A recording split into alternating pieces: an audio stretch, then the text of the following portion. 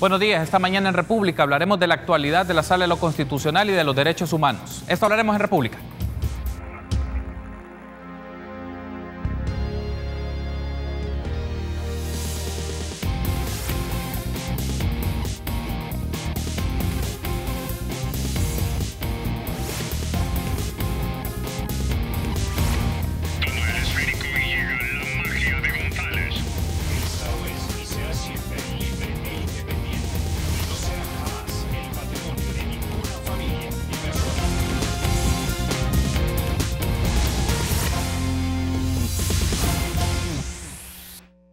Muy buenos días, qué gusto que nos acompañe en una nueva edición de República. Les saluda Carlos Monterrosa, martes 17 de julio del año 2018. Esperamos que esta semana y el transcurso de este día sea de mucho provecho para usted. Y nosotros ponemos a su disposición diversos temas de la realidad de nuestro país. Ahora lo haremos un poco de carácter institucional y el tema de las condiciones de los derechos humanos en el país. También las recientes resoluciones, o sea, las últimas resoluciones y sentencias de la Sala de lo Constitucional en este ámbito. Es un gusto para mí recibir a David Morales, director de litigio estratégico de Cristosal y ex procurador para la defensa de los derechos humanos, y al doctor Enrique Argumedo, abogado y ex magistrado de la Corte Suprema de Justicia. Bienvenido, qué gusto encontrarnos en República. Muchas gracias, muy buenos días Carlos, doctor, qué placer, y un saludo a la audiencia que sigue la entrevista.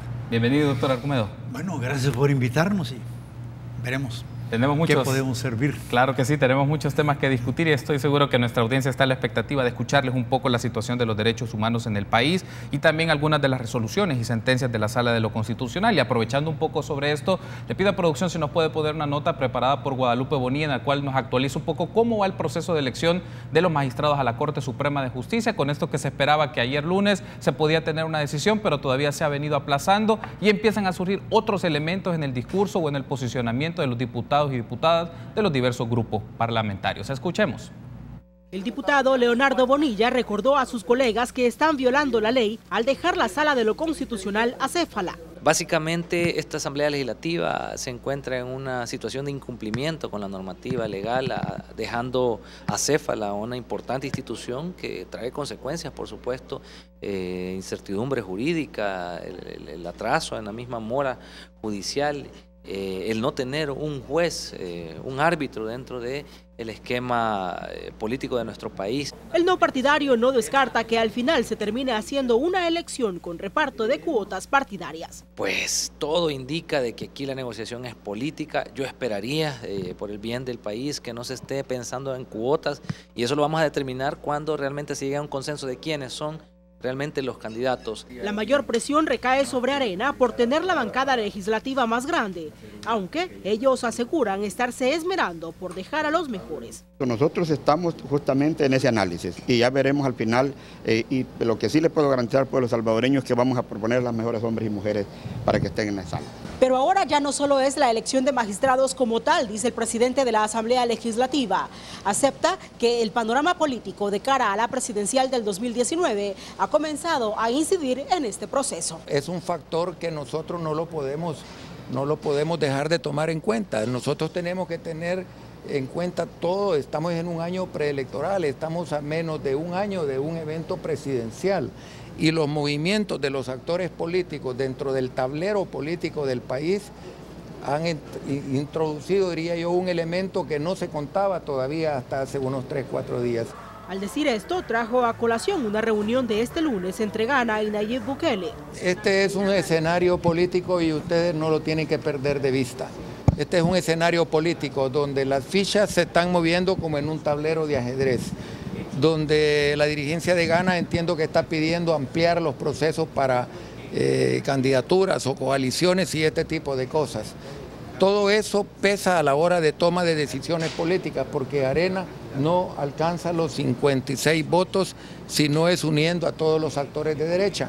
La única forma que alcanzamos los 56 votos si Gana no está apoyando este proceso es con el FMLN. Entre negociaciones y alianzas políticas, a partir de este lunes quedó congelado el trabajo en la Sala de lo Constitucional.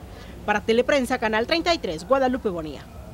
Bien, agradecemos a Guadalupe Bonilla por esa nota que nos permite introducir el tema de esta mañana y me gustaría plantearle esto. Parece ser que ahora con la discusión del proceso de elección de magistrados y magistradas a la Corte Suprema de Justicia se incorpora el elemento de la campaña electoral o del proceso de las negociaciones en materia de las presidenciales, según las declaraciones que estaba mencionando el presidente de la Asamblea Legislativa, Norman Quijano. Y me gustaría iniciar con una primera lectura sobre esto, David. ¿Cómo estos elementos o cómo estos aspectos, en principio, fuera de la lógica institucional, que son parte más del ámbito de la campaña electoral, de los procesos de los partidos políticos, parece ser que pueden influir o determinar los movimientos y las decisiones de algo distinto, que estamos hablando de la elección de personas que van a llegar a la Sala de lo Constitucional, 4 de estas, una persona de la Sala de lo Civil y sus respectivos suplentes?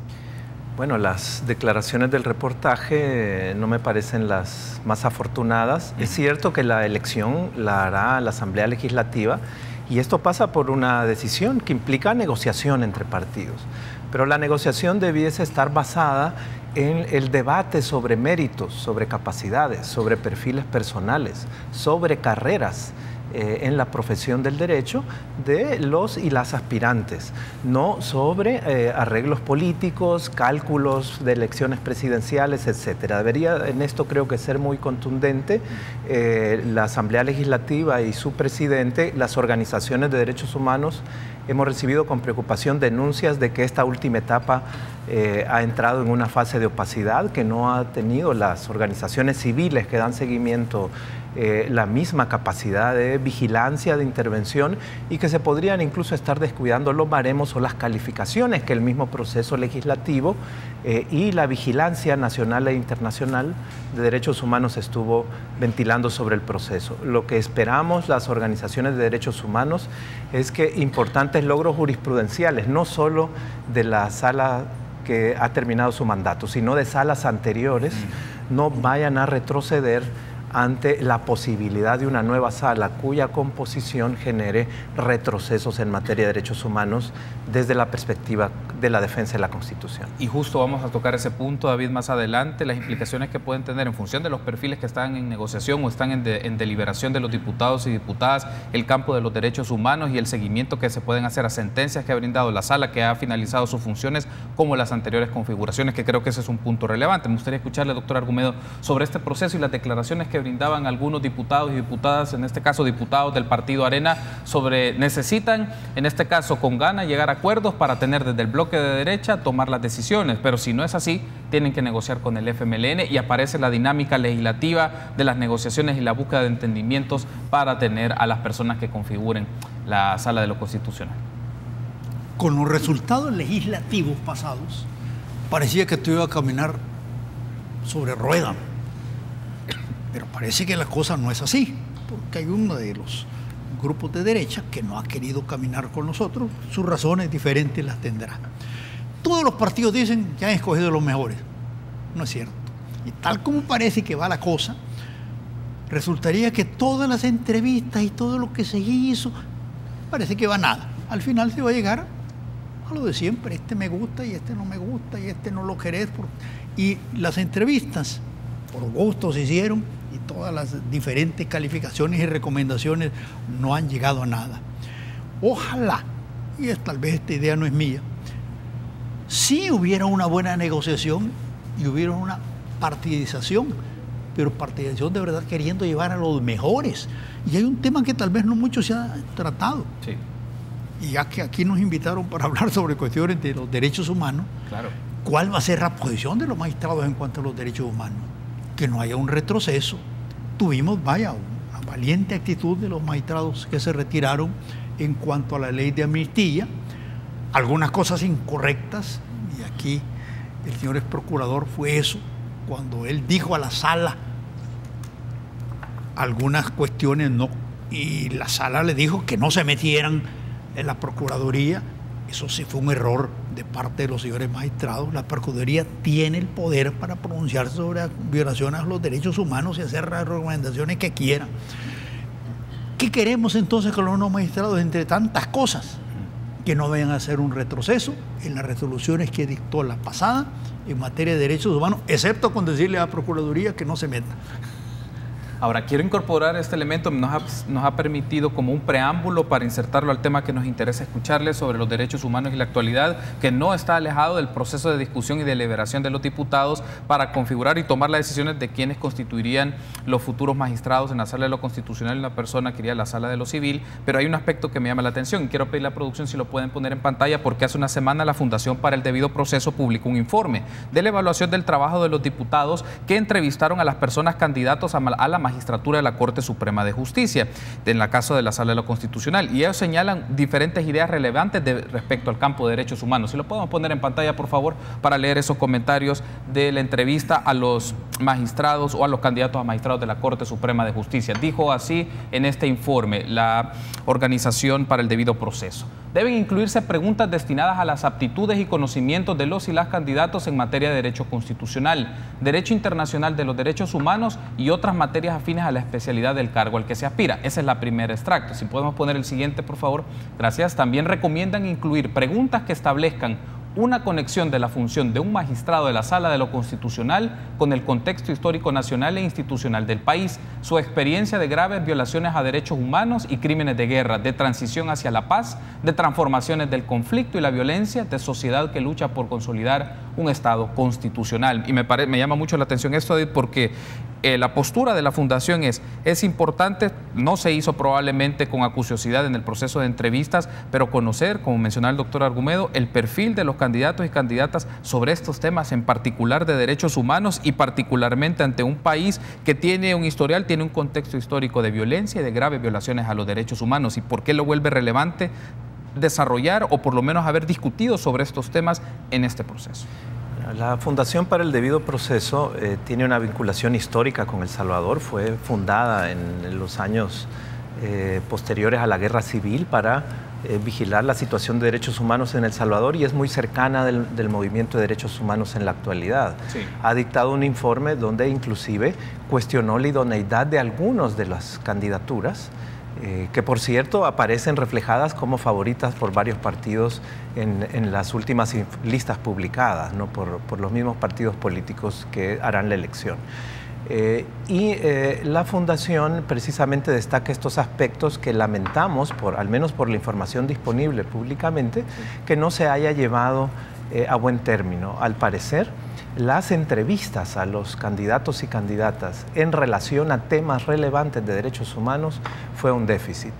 En los espacios más abiertos, donde participaron organizaciones y periodistas, hubo algunas preguntas.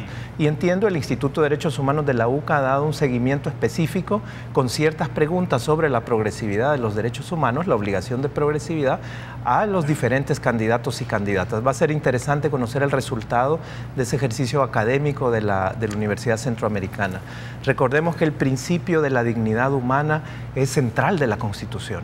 Está en el artículo 1 y en el artículo 2 de la Constitución muy claramente expresados. La actividad del Estado es la protección de los derechos humanos. Las salas constitucionales ejercen jurisdicción mediante procedimientos que en el fondo significan protección de los derechos humanos, amparos, habeas corpus e incluso las demandas de inconstitucionalidad.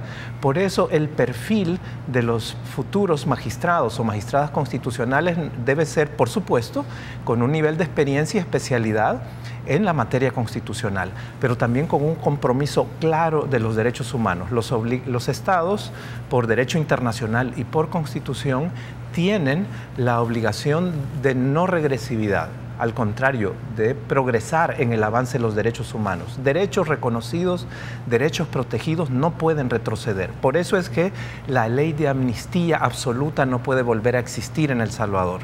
Ya fue declarada sin fuerza jurídica ante violaciones a derechos humanos, y no por la sala que ha terminado su mandato, sino por una sala anterior en el año 2000. Incluso, si no me equivoco, el doctor Argumedo fue parte de esa sala que ya jurídicamente golpeó muy fuertemente la ley de amnistía. Y bueno, la sala que ha terminado pues dio una sentencia mucho más amplia. Las víctimas de la guerra civil, de los crímenes de lesa humanidad, tienen derecho a protección judicial, a verdad y reparaciones.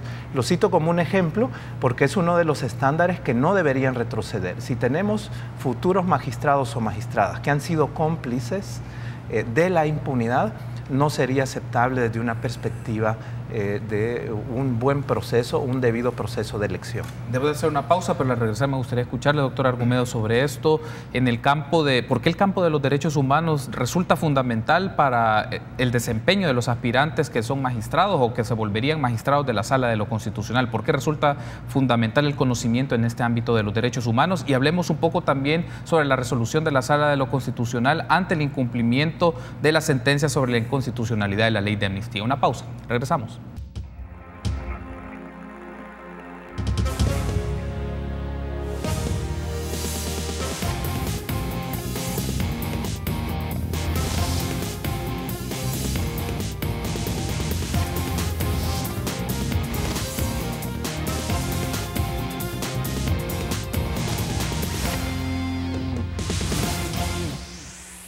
Gracias por seguir junto a nosotros en República. Continuamos platicando un poco de la actualidad de los derechos humanos y las recientes resoluciones y sentencias de la Sala de lo Constitucional con David Morales y Enrique Argumedo. Y teníamos pendiente una pregunta, doctor Argumedo.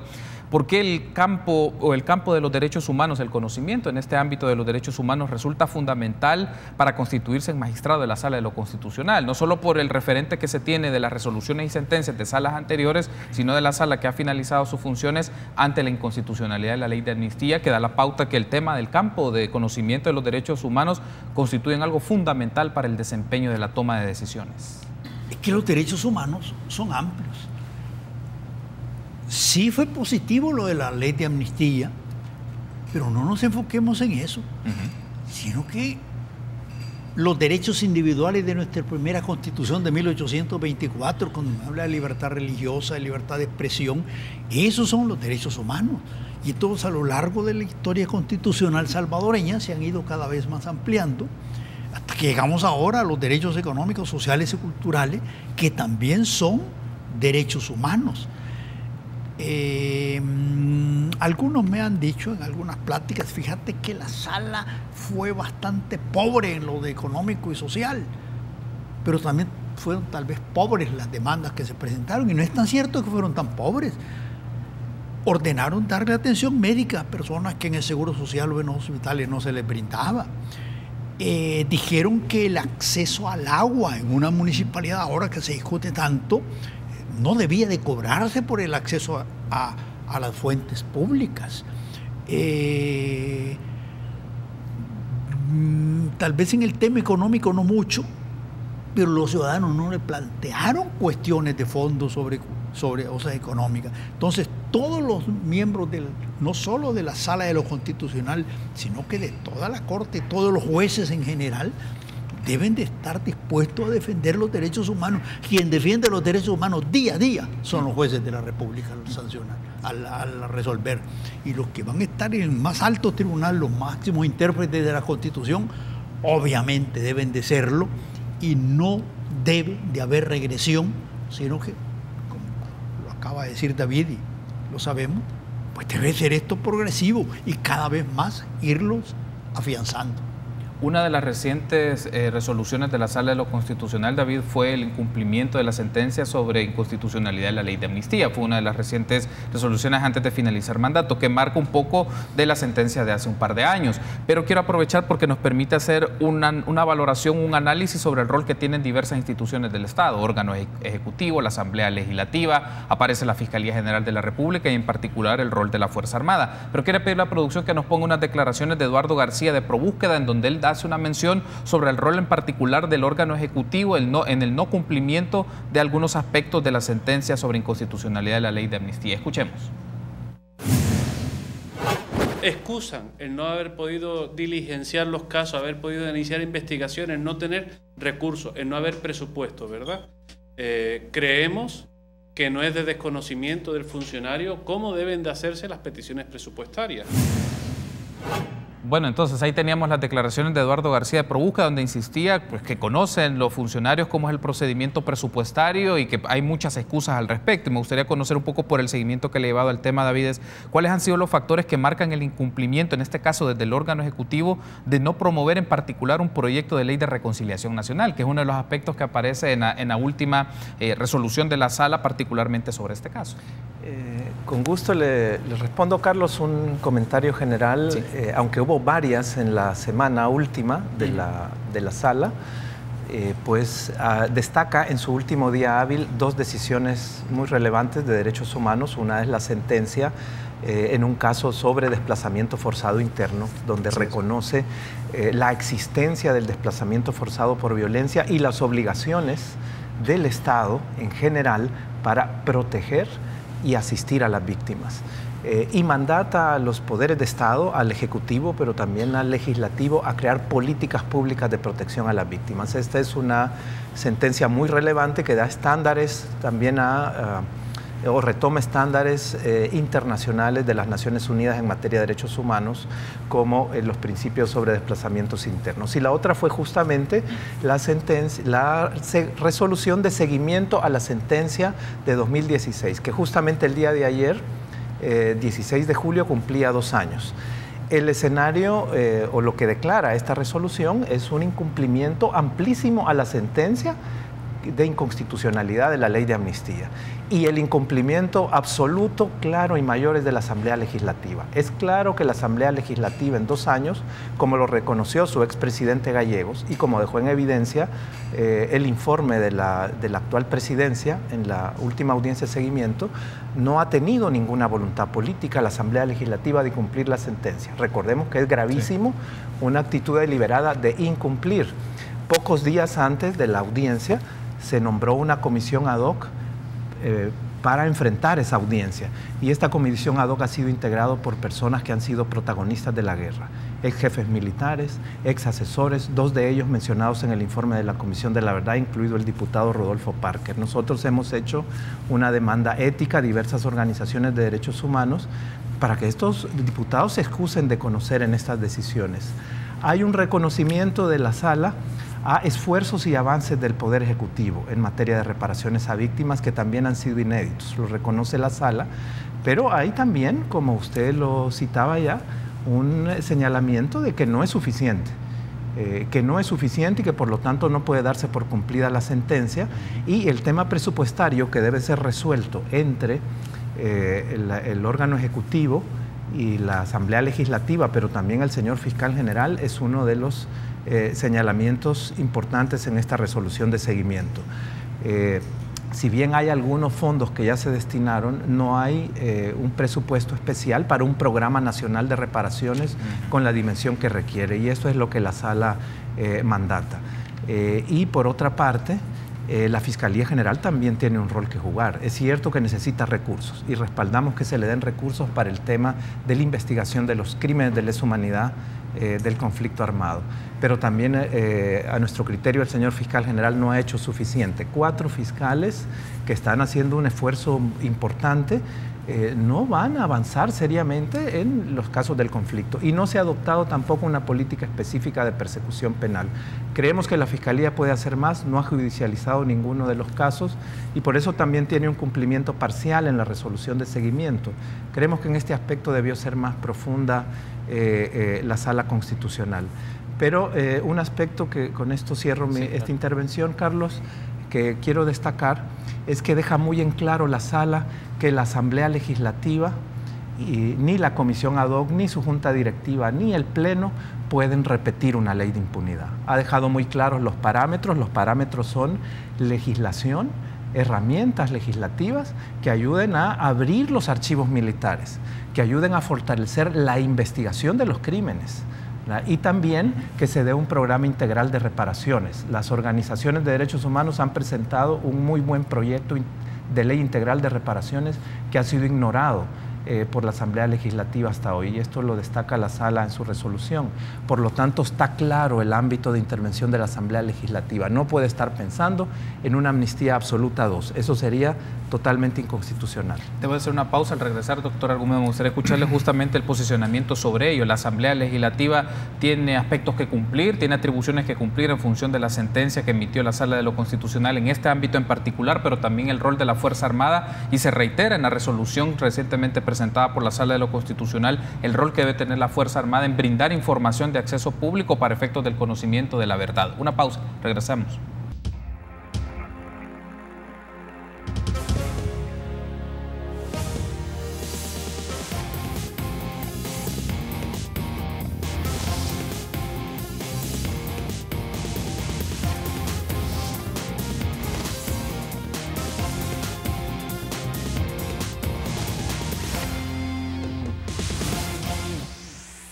último bloque de la entrevista que tenemos en esta primera parte de República con David Morales y Enrique Argumedo, que estamos hablando de los derechos humanos y traemos pendiente y escucharle sobre esto, doctor Argumedo, sobre la sentencia de inconstitucionalidad de la ley de amnistía y la reciente resolución. Y uno de los puntos es el rol de la Fuerza Armada, que se le demanda poner a disposición de las víctimas y de la Fiscalía General de la República toda la información relevante para conocer la verdad y eliminar los obstáculos que le impidan conocer la información a las organizaciones y a las víctimas, a los familiares de las víctimas. ¿Cómo se logra, desde su perspectiva, cómo se logra el cumplimiento de la Fuerza Armada de estas resoluciones, de estas sentencias, a pesar de su reiterada postura de que alegan de que no tienen información, eran archivos militares en algunos casos que se perdieron, que se dañaron, pero de que no existen? Bueno, eso demuestra el descuido de esa institución. Algunos la ponen como la institución que mejor ha cumplido los acuerdos de paz. Pero con esto de que se niega a dar la información debida, me está diciendo que verdaderamente no es el que mejor ha cumplido los acuerdos de paz. O eran un solo desorden y hacían ahí los militares lo que querían, o de verdad la información estaba y han visto cómo la van destruyendo. Y si eso ha sido así, estaba, y la ocultan o la destruyen, pues eso es un hecho delictivo. Aunque exactamente no me lo pregunto, pero quiero aprovechar para esto. Algunos dijeron que con la sentencia de la sala se estaban abriendo heridas y estaba rompiendo los acuerdos de paz. Y eso lo han dicho gente que incluso negoció y firmó esto. Y eso no va con la realidad. Los acuerdos de paz, y aquí lo tengo, el proceso de paz en El Salvador, y aquí están las rúbricas de los... Se reconoce la necesidad de superar toda impunidad de oficiales de la Fuerza Armada, especialmente en los casos donde esté comprometido el respeto a los derechos humanos. Para tal fin, las partes remiten este punto a la Comisión de la Verdad. Hechos de esta naturaleza deben de ser objeto de la actuación ejemplarizante. Entonces, aquí en los acuerdos se dijo que debía de haber una actuación ejemplarizante por los tribunales de justicia. No es verdad que se dijo de amnistía. En ninguna parte de los acuerdos de paz dice que se debe de dar amnistía. ¿Qué deben de hacer las autoridades y los funcionarios actuales? Tratar de rehacer todo aquello, caso de la Fuerza Armada y la Asamblea Legislativa y el Ejecutivo, pues hacer todo lo posible, cumplir con lo que la sentencia dijo. Y a 2 años de eso, una nueva ley no se ha dado.